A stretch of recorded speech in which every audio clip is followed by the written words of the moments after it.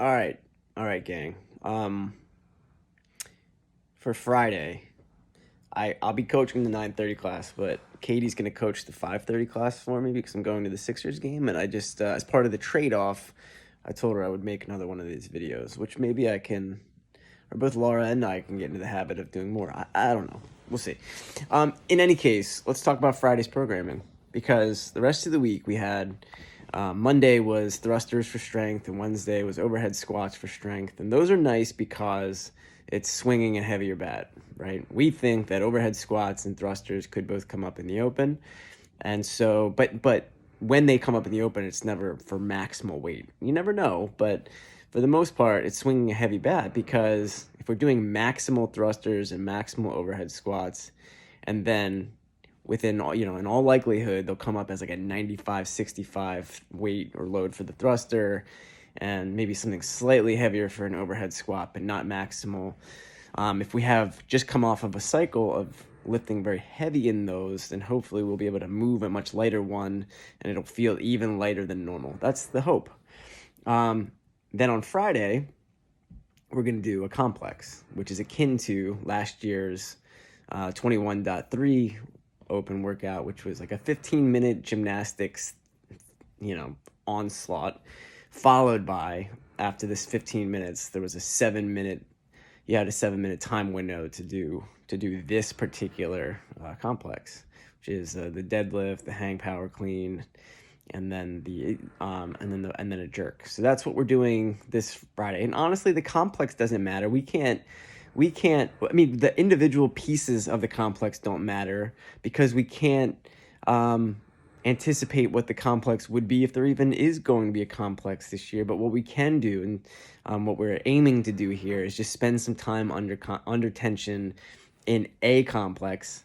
If you remember, this time last year, we were doing a DT complex. Same idea, and for the same reasons. So this is just what we chose. This also, in some ways, helps those athletes that we have in that competition next week. So that's what that is. People like complexes regardless. It'll be sort of a, tomorrow will be today's programming will be a heavy day because we're gonna ramp.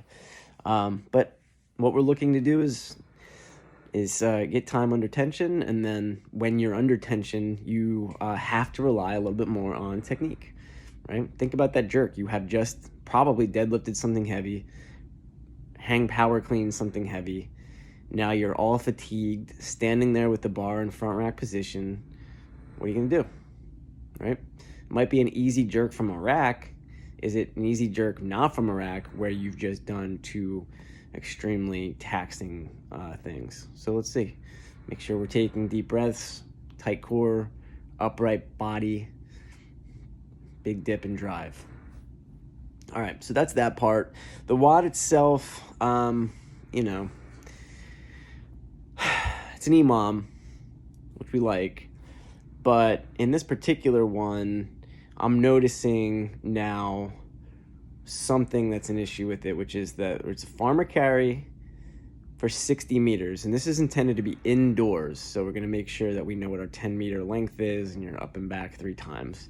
But then I also have Russian kettlebell swings, and so there's a little bit of a conflict of interest there. I like the movements paired, all things being equal, but all things are not equal, and we only have 270s for the kettlebells. And so what I'm going to recommend is that for people, this really should only be a problem in maybe one class, but if there are multiple gentlemen who were hoping to be able to use the 70-pound kettlebell for their swings, then they will not be able to use the 70s for their farmer carry, and that's okay. Let's be okay with that today. So let's err on the side of heavy for the Russian kettlebell swings, knowing that might, equipment-wise, take some equipment away from us for the carries. So if you're one of those big, strong guys who was hoping to do or strong women who wanted to do 70-pound farmer carries, but somebody else needs them for the Russian kettlebell swings, today's the day where we'll just use dumbbells for the farmer carries, so that frees up kettlebells for the swings, right? We don't need to worry too much about the farmer carry. It's just something we're in programming because we do them a lot outside in the summers, and right now we don't have the luxury to do that. Okay, so it'll go pretty smoothly other than how do you modify a workout like that? Can you get 60 meters of farmer carry done in a minute? I think that should be something you can do unbroken for the most part. Can you do 15 wall balls in a minute? I hope so.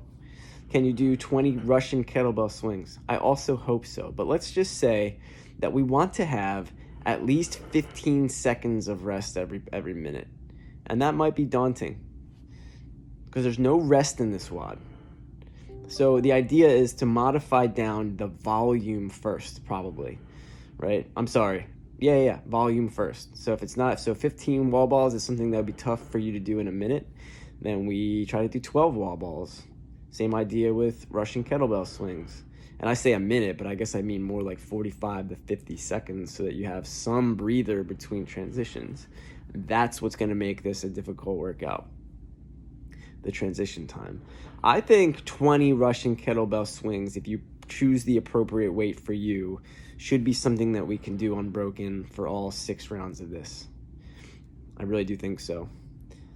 All right, that's it. Those are my notes for the day. Have a good one.